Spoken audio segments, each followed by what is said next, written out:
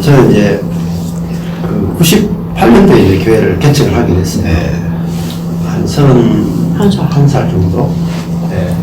이제 개척하게 된 게 이제 그 온누리 교회 가가지고 이제 하영규 목사님 세미나를 갔는데 교회를 말씀하시더라고요.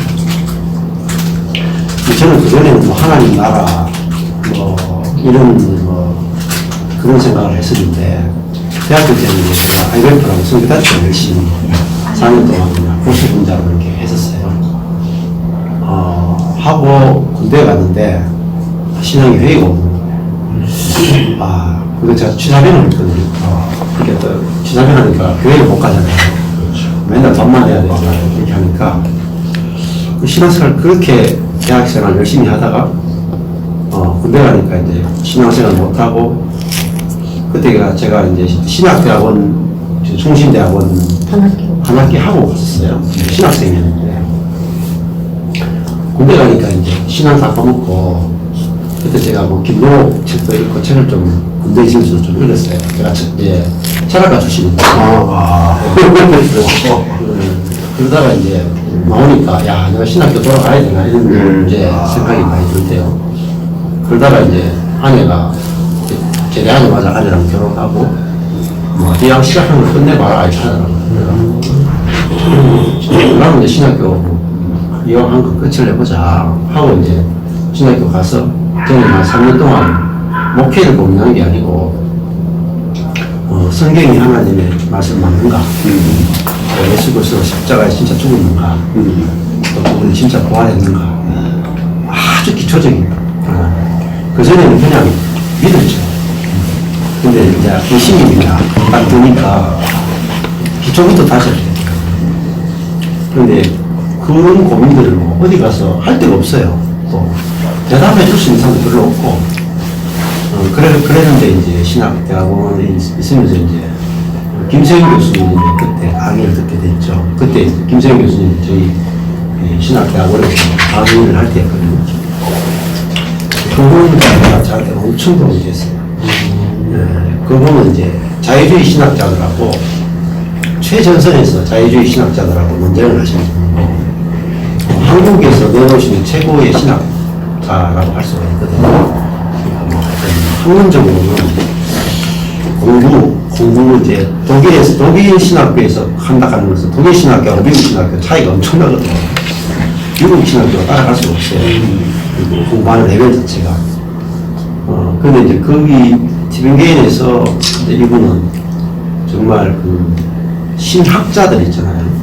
요아킴 예레미야스나 뭐 그런 유명한 학자들이 있는 거기서 자기가 이제 보수적인 신학을 가지고 논쟁을 하면서 보수적인 신학을 이렇게 논쟁을 하는 분인데 그분의 이제 강의를 1학년 2학기 때부터 듣기 시작하면서 정말 진짜 이 믿음이 확신이 오는 예수가 실존 인물이고 예수가 자기를 어떤 식으로 생각을 했고 성경이 어떻게 쓰여졌고 그런 것들을 이제 들으면서 제 안에서 이제 그런 의문들이 다 해결이 되고 신앙적인 베이스들을 이제 신대원 다니면서 이제 해결을 하고 나오니까 교회가 너무 부패한 거예요. 진짜 막 교회를 보면은 사회에 대해서 영향력도 없고 뭐 힘도 없고 그런 교회를 보면서 야 이래가 되겠나 이렇게 생각하고 있었는데 그때 이제 그 신대원의 오카르 목사님이 와서 이제 그러니까 신학생 수련회를 했었어요. 오카르 목사님 그때 만나게 되고 그리고 나서 한국에 이런 목사님들이 있구나.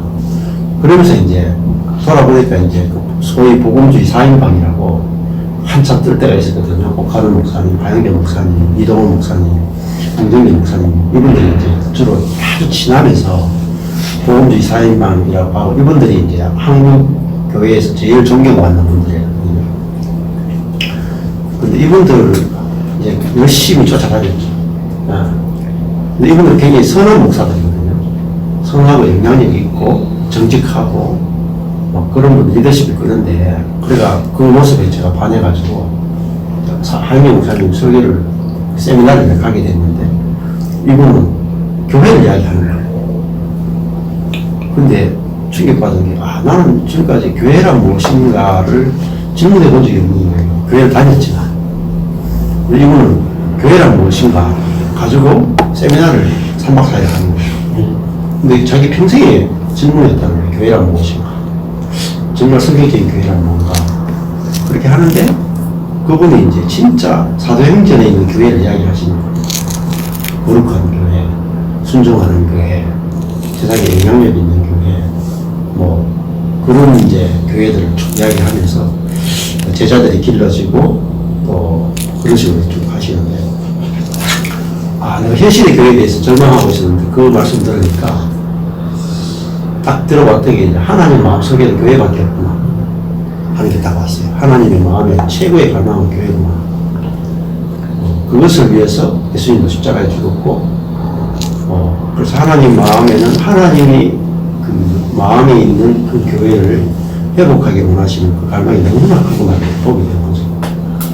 그러고 나니까 이제 개척을 안 할 수가 없더라고요. 내가 현실에 있는 교회를 가지고는 도저히 만족이 안 되고, 그래서 하나님의 마음에 있는 교회라면은 내 인생을 다 걸어도 내가 아깝지 않겠구나. 그래서 이제 아주 겁도 없이 그냥 바로 개척을 하게 됐어요. 그때는 그런 믿음이 생긴 거예요. 하나님이 진짜로 마음의 교회를 원하시면, 하나님이 원하는데 안 되겠다. 내가 원하는 것도 아닌데, 하나님이 갈망하시는데, 그래서 하나님이 원하시는 교회라면 하나님이 책임지시지 하고 이제 믿음으로 겁도 없이 개척을 하게 된 거죠. 그러는데 이제 물론 재정적으로 아내가 과외하고 거기서 11조 하고 해가 했는데 하여튼 유지가 되는 거예요. 교회가 어디 다른 데 후원도 하나도 없고 모아놓은 성도도 없고 그냥 맨땅에 헤딩하듯이 교회를 하게 됐는데, 그러면서 이제 한 3년을 했죠. 3년을 했는데 하영기 목사님이 이걸 막 쫓아다니면서 전국을 또 하여튼 성경적인 교회, 성공한 교회, 사도행전적인 교회가 있다 그러면 다 찾아가보고, 세미나라는 세미나 다 다녀보고, 진짜 하나님 마음에 있는 교회가 어떤 교회인가 정말 다 찾아다녀봤죠. 그리고 배운 거를 가지고 교회에 와서 다 실습을 다 했어요. 그냥 내가 개척했으니까 내 마음대로 할 수 있잖아요. 그리고 저희들은 또 교회가 대학생들만 있었어요. 대학생 1학년 때부터 전도해가지고 완전히 대학생밖에 없어요. 다른 연령이 1도 없어요. 완전히 100% 대학생이에요. 그래가 하니까 그때부터 큐티, 매일 큐티하고, 또 주중에 계속 큐티 나눔하고, 성경 공부하고, 그 다음에 속으로 하고, 셀 교회하고, 그러다가 또 셀 처치 공부하고, 그 다음에 GTL부 교회하고, 성경사역하고, 가정생활 성경 공부하고, 이렇게 확 쫓아다니면서 하나님이 원하시는 그런 사람을 세우는 그런 교회를 했는데, 13년 정도, 12년 정도 하니까 이제 한 130명 정도가 이렇게 모였어요. 한 훈련된 청년들이 한 130명 정도 모인 거죠. 그래서, 조금만 더 하면 이거 300명으로 되면 이게 뜨겠는데. 그것도 훈련된 청년들이니까 얼마나 파워풀해요. 그냥 매일 교회 오는데 애들이. 매일 기도하고, 매일 또 같이 전도하고, 그다음에 이 양육 시스템이 다 돼 있어가지고 훈련을 다 그렇게 했는데, 애들 훈련을 열심히 시켜놓고 애들 교회 생활이 너무 재밌으니까 지들이 신학교를 가고 싶다는 거예요. 신학교를 보냈죠. 신학교를 탁 갔다 오면은 사람이 딱 바뀌는 거예요. 한마디로 하면 신학교 딱 갔다 오자마자 내 목회 하고 싶다가 딱 나오는 거예요. 근데 그거는 이제 그 문제가 딱 터졌어요. 내 목회를 하고 싶다. 근데 네 목회 해라. 아니 내가 키운 제자를 내가 데리고 나가서 키우고 싶다는 개척교회 하는데 너무 재밌었던데 그 친구들이 자고 같이 하니까 제자 양육하고 그들이 막 변화되고 막 영혼을 구원하고 이게 너무 인생에서 너무 재밌으니까 자기가 훈련했던 제자들 데려가서 자기도 나와 똑같이 개척교회 하고 싶다는 거야. 너무 행복하니까. 근데 말릴 수가 없더라고. 그러니까 우리 청년들한테 이야기하니까 청년들이 전부 또 막 이렇게 정의롭게 키워놓으니까 대의명분이 분명한 거라 하나님을 위해서 계획 개척한다는 데 우리가 믿어줘야 하는 거지. 담임 목사는 생각도 안 하고 그러더라고요. 그러니까 그런 과정에서 이제 쟤한테 이제 멘붕이 온 겁니다. 왜냐면은 이제 청년들이 더 이상 막 그 전에 이제 한 3년 동안 성령사역을 했었어요. 성령사역이 막 아주 강하게 일어나가지고 막 전부 다 막 쓰러지고 귀신이 떠나가고 애들 삶이 완전히 변화되고 어릴 때 가졌던 막 상처 이런 것들이 다 나오면서 그것들이 회복되어지고 사람이 완전히 바뀌었거든요. 그걸 한 3년을 경험하고 나니까 뭐 교회도 부흥하고 소문도 나고 이렇게 했는데 그거 딱 3년 정도 지나고 나니까 이게 식는 거예요. 이렇게. 성경사에 한 3년 정도 지나면 식어요. 식는데 이제 감당이 안 되는 거라. 식기 시작하면 또 감당이 안 돼요. 그 다음 단계를 뭐 할 거냐. 하여튼 제가 뭐 카자흐스탄에도 갔다 와봤고 카자흐스탄에 가서 G12 교회도 배워봤고 대만에 가서 세계 셀교회 지도자 교회도 제가 갔다 왔고 하여튼 그 세계 셀교회 운동하는 라이프 네이버가 오면 그거 가서 세미나는 안 다녀본 데가 없어요.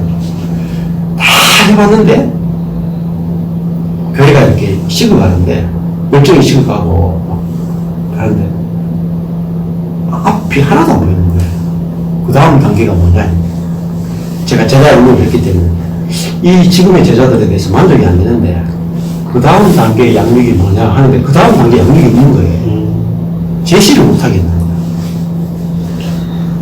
그러니까 제자들도 목사님 그 다음 우리가 뭐 해야 되겠습니까? 잘 모르겠더라고요. 근데 어디 가서 물어볼 데가 없는 거예요. 왜냐면 세계에서 가장 탁월한 시스템이 G12예요.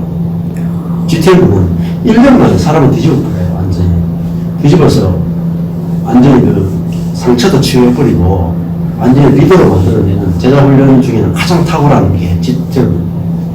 성령사역도 경험하고 제자 훈련 경험하고 스스로 전도할 수 있고 다 할 수 있는 거예요. 그래서 멘붕이 왔고 또 제자들은 또 자기들이 쪼갈려가지고 이제 개척하고 싶다 하는 거예요. 근데 제가 뭐 할 수 있는 게 없는 거예요. 다음 단계도 제시 못하겠고 떠나가려고 하는 제자들 막을 수도 없고 그리고 회의를 해보니까 각자 자기 의견을 내세우는데 하나가 안 되는 거예요. 답이 없는 거예요. 회의에도 제자들이 하나가 안 되지. 다 자기네 목회하겠다 그러지. 그 다음 단계를 제시를 할 수 없지. 제 인생에서 아마 그때가 제일 힘들었던 것 같아요. 왜냐면 앞이 하나도 안 보이는 거예요. 그때가 몇 살? 그때가 이제 42살 정도? 40 초반이에요. 근데 이제 저를 그렇게 믿고 따라서 제자들이 이제 목사님이 됐으면 좀 실망을 하는 거예요. 뭐 다음 단계를 제시도 못하고 그렇게 하니까 그리고 교회가 이제 막 어려워지기 시작한 거예요. 그래서 제가 이제 방향을 이끌고 나가야 되는데 답을 못 찾고 있었는데 하나님이 저에게 안식년을 가지라고 새벽에 탁 잠이 딱 한 2시쯤 되는데 잠을 탁 깨우시는 거예요. 성경을 읽게 하시는 거예요. 성경 읽을 마음을 주시는 거예요. 성경을 탁 읽는데 펼치자마자 안식년 이야기를 계속 읽게 하시는 거예요. 이게 분명히 이제 안식년을 가지라는 말씀이구나. 확정을 이제 제가 받고 이제 우리 청년들 리더들한테 하나님이 내한테 안식년을 가지라고 말씀하셨다. 청년 리더들은 이해가 안 되는 거예요. 목사님 지금 교회가 이런 상황인데 해결해야 되지 안식년으로 가르친다는 게 말이 됩니까? 이렇게 아니 목사가 하나님 말씀에 순종해야지. 아니 내가 뭐 안식년 가지고 싶나? 하나님 말씀하시면 순종하는 게 목사지. 그러면은 뭐 우리 그 개척청으로 나가서 자기 이 제자들을 데리고 나가려고 개척하려고 했던 목사한테 1년 동안 정권을 다 맡긴 거예요. 모든 행정하고 모든 설교하고 뭐 전적으로 1년을 부목사한테 다 맡기고 이제 안식년을 가진 거죠. 이제 갈 때는 이제 여기 교회를 다시 못 돌아가도 된다 할 정도로 그래 이제 약간 그런 마음으로 이제 가는데 뭐 돈도 없으니까 교회에 또 사례비 이렇게 받다 얼마 안 나오고, 그래서 이제 갈 수 있는데 찾아보니 필리핀밖에 없더라고요. 그래서 이제 필리핀에 갔는데, 선교센터, 아주 허름한 선교센터 하나 딱 빌려가지고, 겨우 거기에 머무르는데, 이제 할 수 있는 일이 없어요. 돈이 없으니까. 여행도 못 다니는 거예요. 센터에 딱 갇혀가지고, 그때 하나님이 이제 성경을 이제 비로소 읽게 하시더라고요. 근데 그 전에 하고 달라진 게, 주어가 하나님으로 해서 성경을 읽게 하시는 거예요. 그 전에는 제가 성경 볼 때, 이 바울을 담자, 다윗을 담자, 아브라함을 담자, 예수님을 담자로 성경을, 원문적으로 성경을 쭉 해석하고, 그렇게 살았는데, 그 전에 이제, 하나님 저한테 감동을 해요. 성경은 우리가 하나님을 닮아가거나, 우리가 하나님 말씀에 순종하는 게 아니라, 성경은 하나님의 이야기다. 하나님의 이야기.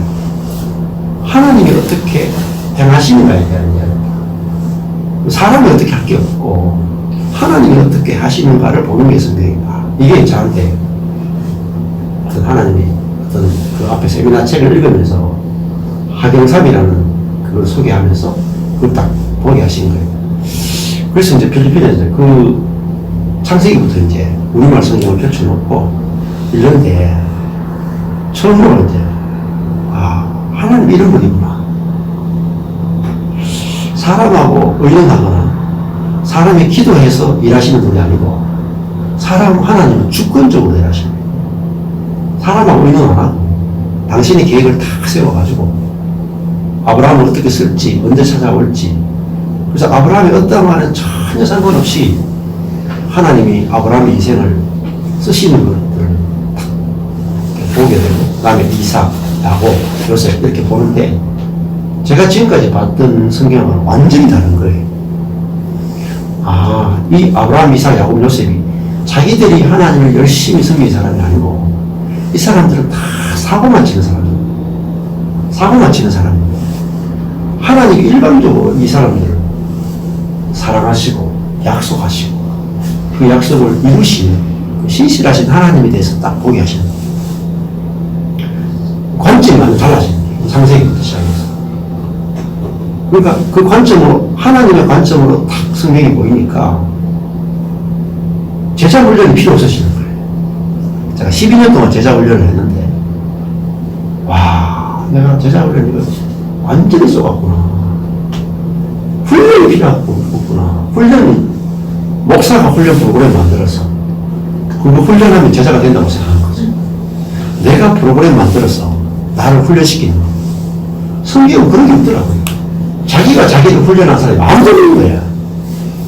철저하게 하나님이 자기가 프로그램 짜가지고 자기 프로그램 속에 사람 집어넣어가지고 자기가 사람을 훈련해가지고 자기가 원하는 사람을 만들어내시는 거예요.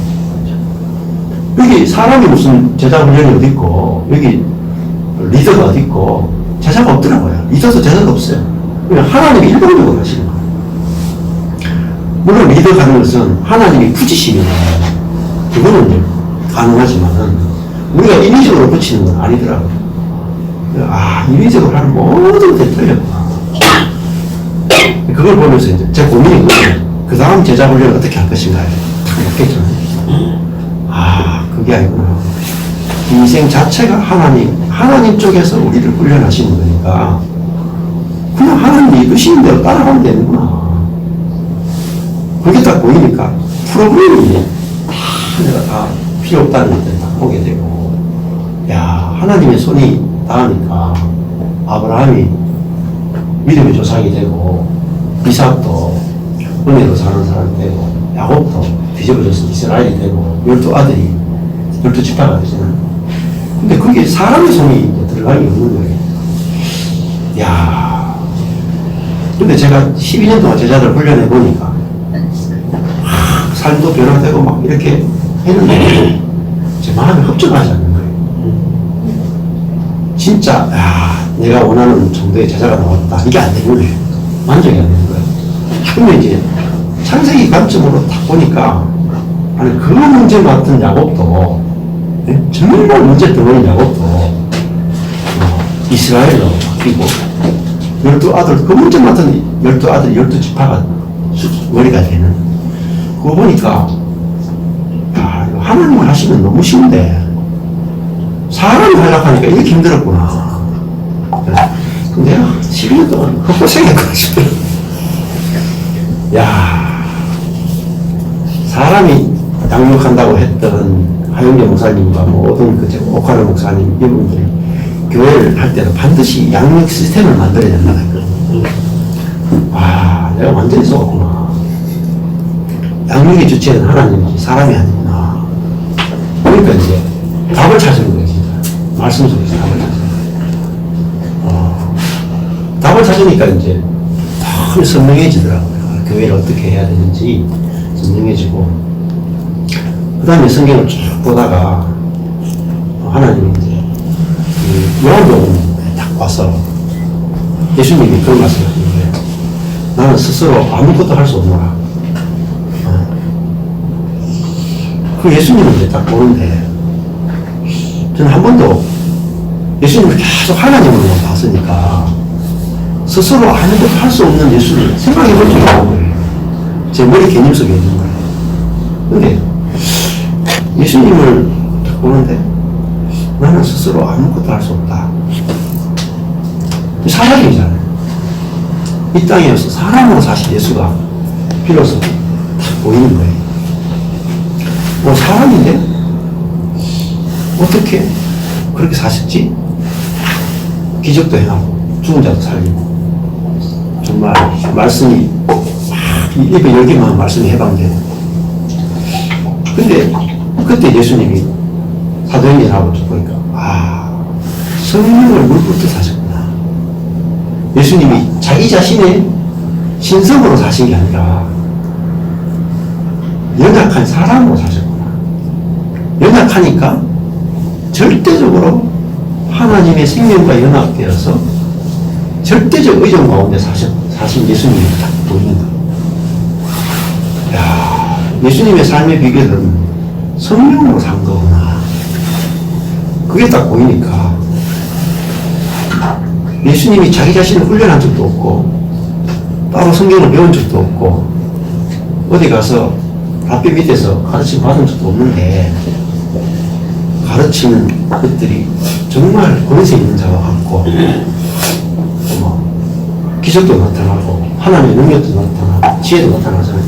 근데 예수님은 내가 스스로 한 것이 아무것도 없다.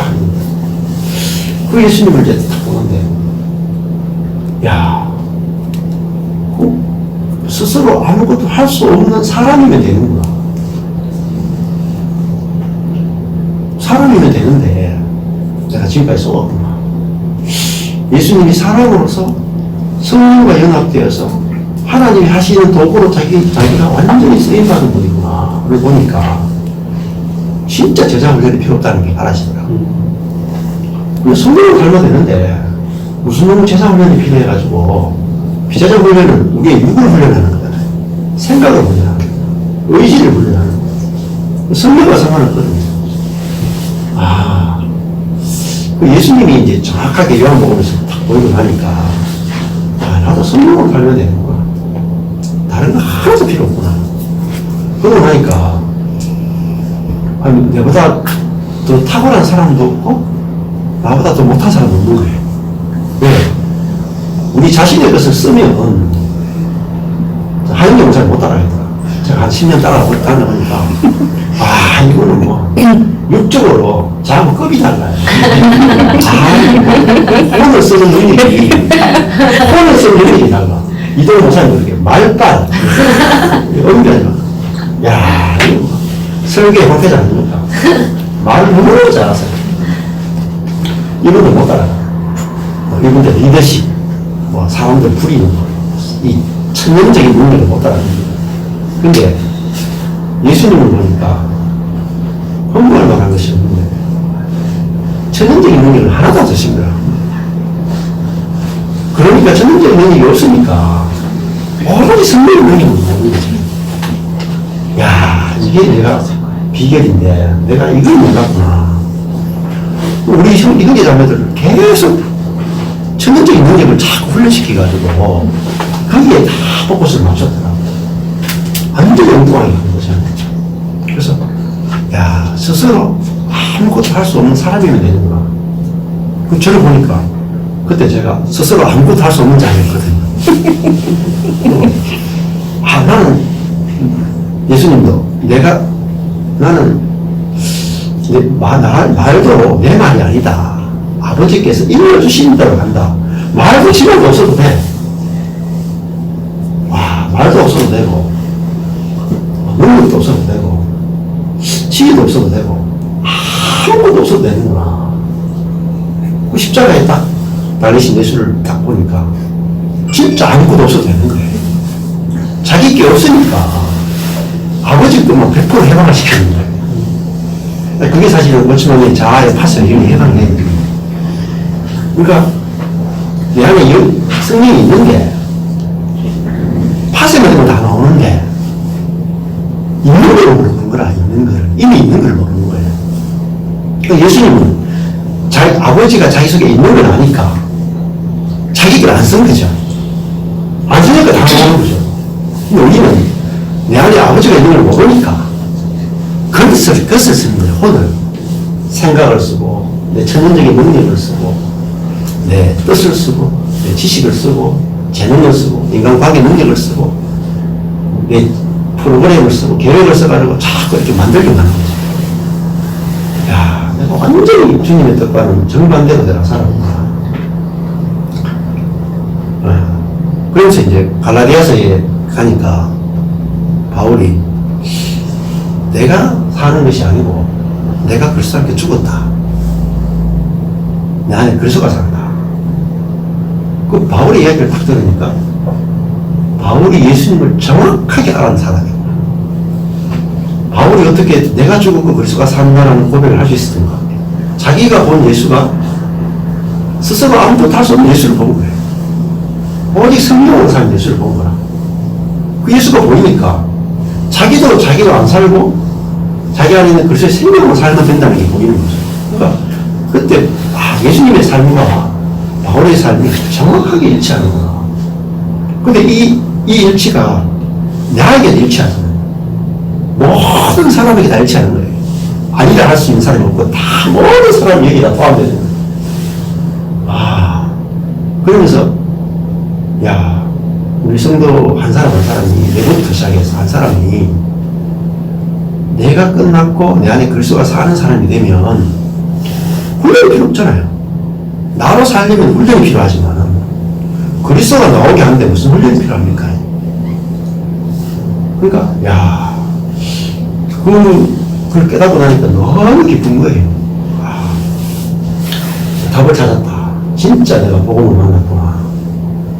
야, 우리 지체들이 그들이 사는 게 아니라 어쨌든 한 명 한 명이 그들이 죽고 그리스도가 살면 오늘 한 명 한 명이 그리스도가 나오는데 뭐 끝났지 뭐. 너무 기뻐가지고 제가 답을 찾아가지고 할렐루야 하고 이제 안식일 마치고 한국으로 돌아왔어요. 이제 교회 형제자매들 만나가지고 하나님 제게 주 은혜를 나누었어요. 하나님 내게 이런 은혜를 주셨다. 이게 진짜 내가 만나보니까 이게 진짜 복음이다. 그래서 그 이야기를 나누고 설교를 하니까 완전 못하더라고요. 목사님 무슨 소리 하는 거야? 저 지금까지 반대잖아요. 완전 뒤집어져가지고 오늘 이렇다 하니까 이제 그때부터 이제 목사님이 헛다리 짚었구나. 그때부터 이제 목사님은 목사가 아니고 도사 같습니다. 목사님은 완전주의자 같습니다. 어떻게 우리가 예수로 삽니까? 그거는 지금보다 더 높은 수준이 아닙니까? 그거는 목사님이 이상주의자다. 완전주의자다. 이제 목사가 아니고 도사 같은 소리만 한다. 아무것도 안 해도 된다 한다. 그러니까 이제 형제자매들이 듣다가 이제 못 듣겠는 거예요. 그럼 이제 안 되겠다 싶으니까 이제 한 1년 후인가 한 팀이 개척을 나갔어. 또 한 2년 후에는 또 두 번째 팀이 개척하는 거야. 또 한 2년 후에는 또 세 번째 팀이 개척하는 거야. 그리고 그 세 팀이 나가고 나니까 형제자매들이 남아있던 지체들이 너무 관계가 좋았는데 막 짜갈라져 나가니까 그 관계가 끊어지는 고통이 진짜 크거든요. 그러니까 막 견디지 못하는 거야. 거기에다가 뭐 목사가 앞에 설교하는데 못 알아듣는 소리만 계속 설교하는 거야. 그렇게 남아실 수가 있어야죠. 얘들도 너무 괴로워요. 근데 저는 설교를 하는데 설교만 하면 내가 살아가는 거야. 설교 시간에 설교 뭐 평소 때는 가만히 있다가 설교만 하면 너무 기쁜 거예요. 근데 또 보면은 아니 듣는 사람이 5손가락 안에 들어. 다 안 들어요. 근데 하여튼 3명, 2명만 들어도 너무 좋은 거라. 이 설교를 바꿀 수가 없어요. 내 안에서 나왔고 내가 생각하고 묵상했으면 내가 뭐 타협도 가능하고 바꿀 수도 있고 뭐 그런데 바꿀 수가 없고 내가 이게 선택할 수가 없는 거야. 그러니까 이 망해도 어쩔 수 없는 거예요. 그래 이제 계속 하다 보니까 진짜 망한 거예요. 다 가지고. 근데 이제 우리 교회는 참 망하고요. 이제 손은 안 되잖아요. 하나님이 그때 하나님 주신 게 뭐냐면 성경적인 교회는 사람이 건축하는 게 아니다. 100% 하나님의 손에 건축된다. 그걸 이제 자세히 말씀하시는 거예요. 갈라디아 2장 20절과 똑같잖아요. 내가 죽고 그리스도가 사는 것이나 내가 손 안 대고 하나님의 손에 교회를 건축하는 거랑 똑같거든요. 근데 그걸 워낙 하나님이 정확하게 가르치시니까 교회 손을 못 대겠더라. 망하는 그대로 뜰 수밖에 없는 거예요. 근데 딱 하나지. 하나님이 교회를 어떻게 건축하나 보자.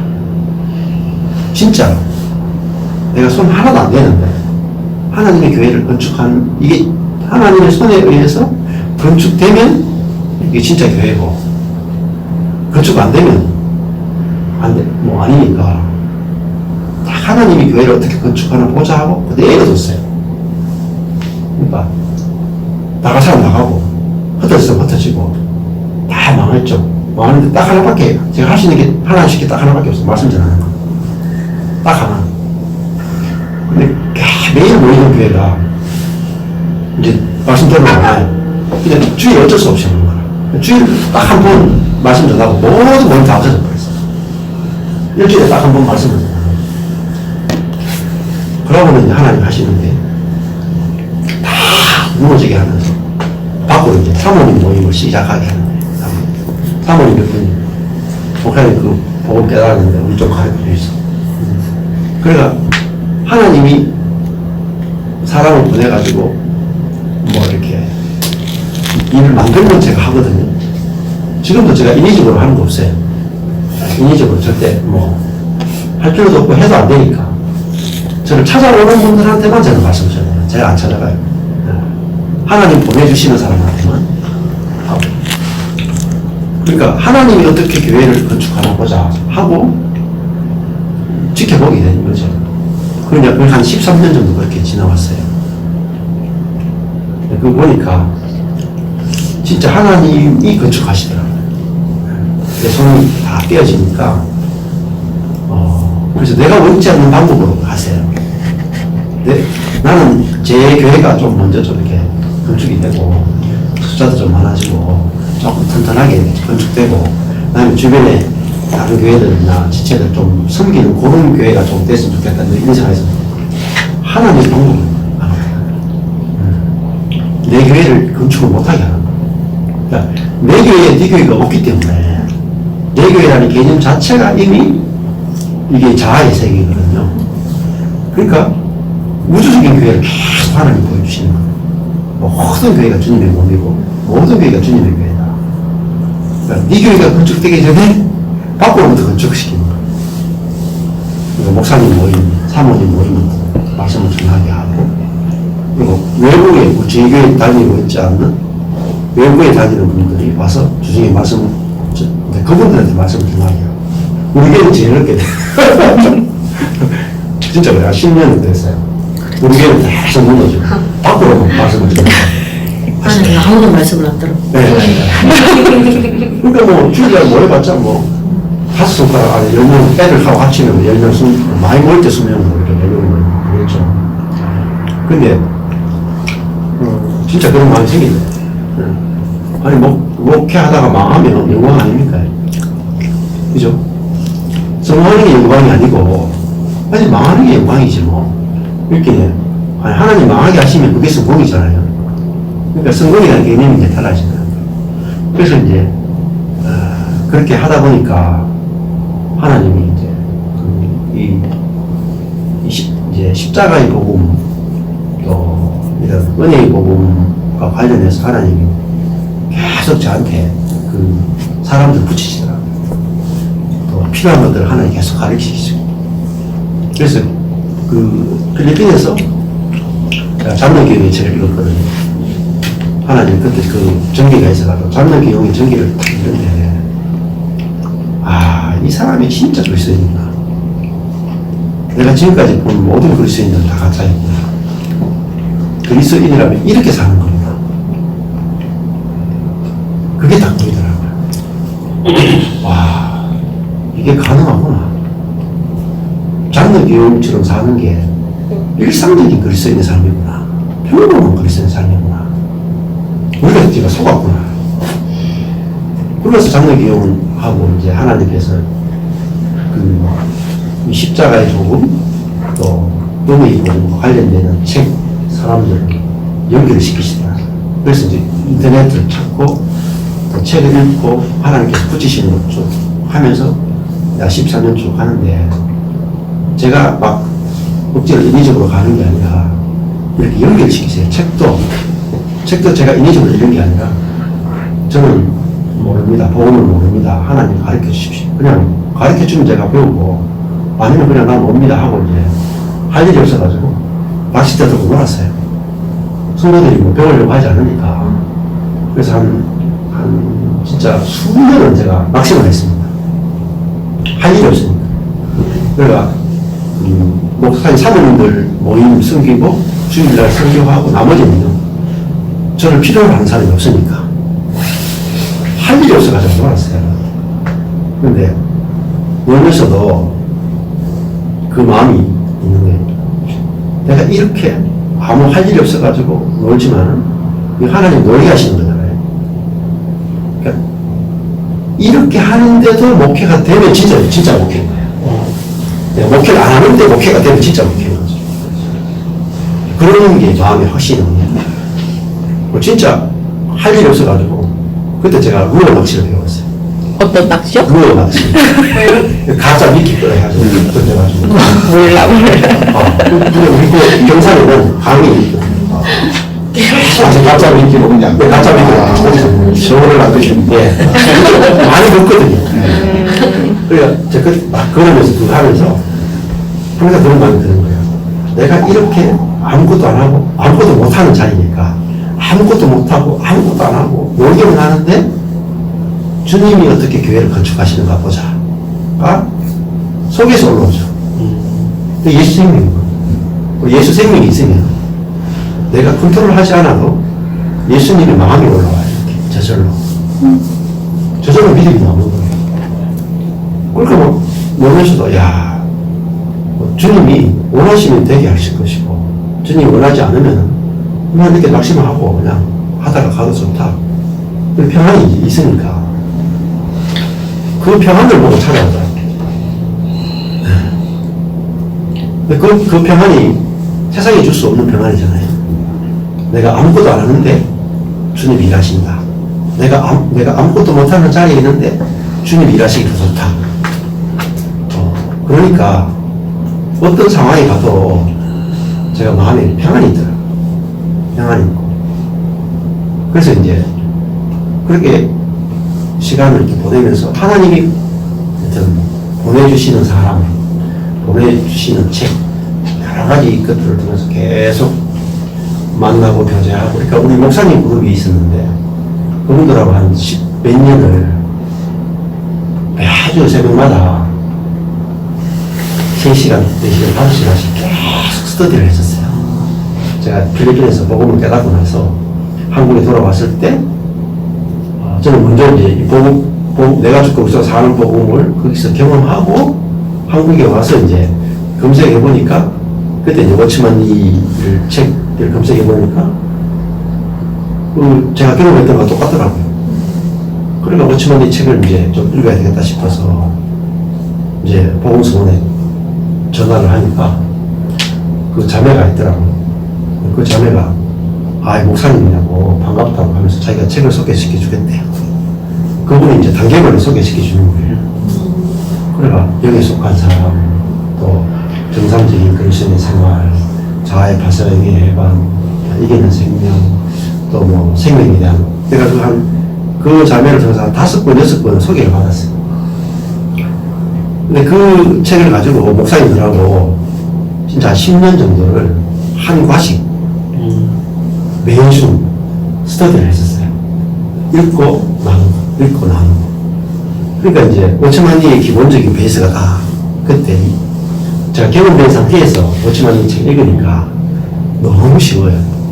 경험이 안 된 상태에서 읽으면 너무 10년 걸려요. 10년 걸려도 못 이해는 못해요. 근데 경험하고 읽으면 대단히 쉽습니다. 장래 기용 책도 경험된 상태에서 보면 내 이야기예요. 마이클 모리머스 책 읽으면 내 이야기고, 프랑스 변호론 책 읽어도 다 내 이야기고, 너무 쉬워요. 그래서, 제가 12년 동안 제 젊음을 다 바쳐서 목회했는데, 완전히 그냥 쫄딱 다 망했죠. 제가 이러려고 목회한다 하니 올라오더라고요. 이러려고 목회한다. 근데 쫄딱 망했는데 진짜 이 복음을 다 깨달으니까 잘 망했다. 내가 이 복음 만난 게 내가 인생의 최고의 복이고 이거보다 더 큰 복이 없고 내가 가장 행복한 사람이구나. 그게 이제 알아지는 거예요. 그러고 나서는 이제 그 이후부터 인생이 굉장히 쉽더라고요. 쉽고 주님의 손에 끌려가는 것도 너무 쉽고 그래서 이제 지금까지도 이렇게 하고 지금은 이제 작년 올해 한 해 굉장히 바빴어요. 막 코로나 시기에 다양하다가 사람들이 또 찾아오면 엄청나게 바쁘거든요. 그러다가 또 오늘 또 떠나가. 진짜 제가 컨트롤할 수 없어요. 아무것도 할 수 없어요. 근데 하나님의 손이 있더라고요. 손이 있고 남은 사람은 남고 잘할 사람은 잘하고 그러면서 이제 교회 하나님의 손에 의해서 교회가 건축되어져 가는 거죠. 제 교회라고 할 수도 없고 이렇게 같은 아까 말씀드린 한 형제로 한 자매로 만나서 서로 복음 안에서 교통할 수 있는 그런 우주적 교회로 그렇게 이제 만들어 가신 것 같아요. 그래서 하나님 저한테 주신 거는 그냥 저한테 갈망은 성경 66권을 이제 그 복음으로 풀어내는 거예요. 네. 그래서 워치만이나 밑에서 우리가 이제 생명의 관점에서 성경 66권을 다 풀었잖아요. 근데 굉장히 거기서 얻을 수 있는 게 많아요. 많은데 이제 좀 아쉬운 거는 그 율법하고 은혜가 확실하게 구분이 안 돼 있어요. 안 돼 있어요. 저도 그거를 요새 알겠어요. 네. 그래서 정상적인 그리스도인 생활에 잘 나와 있는데 그거하고 다릅니다. 그거하고 음원 중에 그런 게 있다는 거를 제가요, 저도 그거를 이제 다 읽었잖아요. 그리고 수첩에다 정리도 하고 그랬는데 제가 이거를 율법 세계에 갇혀 있으니까 그렇게 보고 그렇게 정리를 해놨더라고요. 진짜 수첩을 보니까 예전 저도. 워치만 책 중에 사실 제일 중요한 책이 뭐냐면은 좌행찬이거든요. 좌행찬. 네. 그게 근본이 돼야 되거든요. 근데 좌행찬을 읽어도 시간 계획부터 잘 몰라요. 좌행찬이 제일 몰라요. 제일 어렵습니다. 왜냐하면 좌는 완성됐다는 거예요. 완성이 됐다. 하늘 보좌에 앉았다는 거예요. 완성이 됐다 해서 행함이 나와야 돼요. 그 행함이 나와야 그 다음에 참, 사단을 대적하기 이기는 거예요. 근데 이 완성됐다는 개념을 계속 유지를 못해요. 네. 그걸 계속 유지하는 게 가장 어렵습니다. 루트가 하는 말이 최고의 신학자는 복음과 율법을 가려낼 수 있는 것이다. 그런데 그거는 하루 만에 되는 게 아니고 평생이 돼요. 평생. 율법과 복음. 내가 딱 하는데 돌았으면 또 내 어느 도로 분류가 있고 도로 또 분류가 율법으로 있고. 가야 돼요. 뭔가 완성시켜야 된다고 하고 있는 거죠. 그래서 이제 그걸 저는 이제 은혜의 복음이라고 하거든요. 은혜의 복음. 율법과 이제 이 복음의 차이를 명쾌하게 갈라내는 건데. 근데 그거는 이제 마이클 호튼이라는 그 개혁주의 신학자의 책을 읽으면 그분의 책을 읽으면 굉장히 도움이 돼요. 그래서 이제 그 관점에서 이제 저는 좀 그 성경 66권을 좀 복음의 율법이 아니라 복음의 관점에서 이제 66권을 한 권 한 권 이제 한 절 한 절 한 단어를 푸는 게 하나님 저한테 주시는 갈망인 것 같아요. 그래서 저는 목회자니까 매주 이제 설교하는 것도 그렇고 우리 제가 교회도 그렇고 여러 공동체를 만나보면 제일 필요한 게 말씀이거든요. 딴 게 아니라 그 오염되지 않은 그 말씀을 공급받는 게 제일 중요하고 그러려면 제가 이제 이 유튜브를 통해서 66권을 이제 십자가의 복음과 은혜의 복음 관점에서 쭉 풀어놓는 거죠. 풀어놓으면 제가 일단 하나님께 주시면서 그렇지 않은 좋은 걸 100개를 가지고 있어요. 그래서 앞으로 기대하는 거는 여기서 누구든지 같이 들어와서 마음껏 대화할 수 있는 복음 안에서 그 본문을 가지고 같이 이야기하고 같이 그 채널이 좀 저만이 하는 게 아니라 들어오시는 사람들이 함께. 그래서 저는 이제 이렇게 그 안에 보면 목사님, 사모님도 그렇지만 다른 분들 들어와서 저하고 스카이프 하는 것들이 계속 사람을 자꾸 집어넣어야 이렇게 같이 할 수 있도록. 그래서 함께 만들어가는 거니까 그렇게 이제 지금 사역하고 있습니다.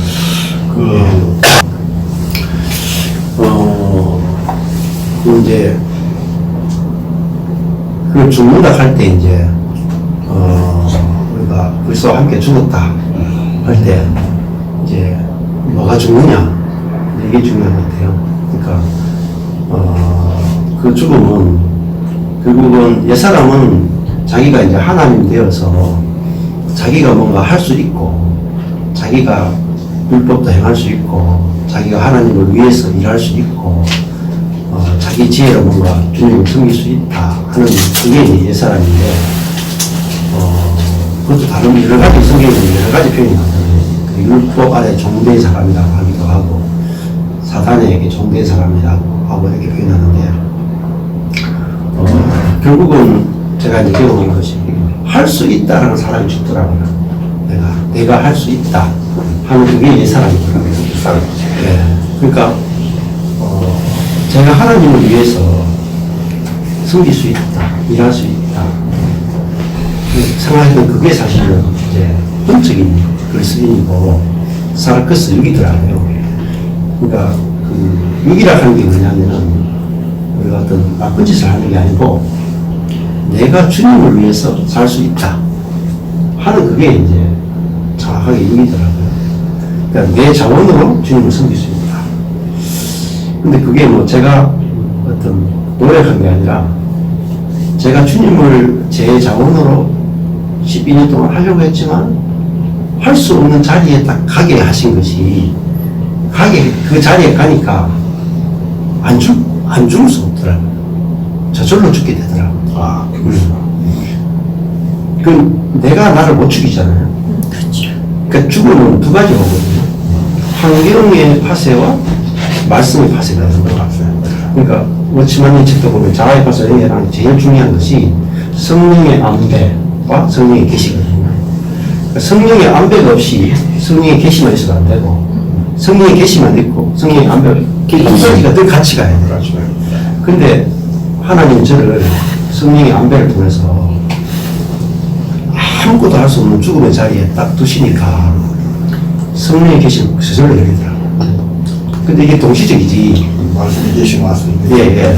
그러니까 내가 죽었다 하는 것도 제가 죽음의 자리에 있으니까 죽었다라는 것이 그냥 믿어지지. 그냥 믿어지지. 그걸 뭐 성경 읽고 뭐 제가 묵상하고 이거는 아니거든요. 그러니까 그렇지만 네가 환경의 안배, 성령의 안배, 그러니까 그것도 성령이 안배해야만 죽지. 다른 걸 아니에요. 하나님 믿어주시죠. 성령이 끌고 가야 죽지. 안 끌고 가면 안 죽거든요. 그러니까 재물도 성령이 끌고 가야 재단에 가서 죽지. 지 혼자가 죽는 짐승 아무도 없거든요. 아무리 양이라도 스스로 안 가요. 그럼 첫 번째 장면은 네. 제물의 삶이에요. 네. 죄사함은 뭐 사실 그거는 쉽죠. 왜냐면 우리가 율법에 대해 죽었잖아요. 율법에 대해 죽으면 사실은 이미 죄가 없는 거예요. 그리고 같이 포함되어 내가 죽었는데 무슨 죄가 있습니까? 내가 죽어버렸는데. 죽었을까? 내가 이제 뭐 그 앞에도 뭐 죄사함의 방면 뭐 그런 거 있겠지만 죄가 다한 것에 은혜가 다하잖아요. 근데 그런 이제 죄사함의 방면은 그 물론 이제 그 앞에 이제 되겠지만 진짜 죄사함도 진짜 그 확신이 되려면은 내 옛사람이 끝났구나. 내가 죽었구나 가야 같이 함께 포함. 죄사함 자체는 죽어버리면 죄사함 자체도 필요 없습니다. 같이 포함됐습니다. 네.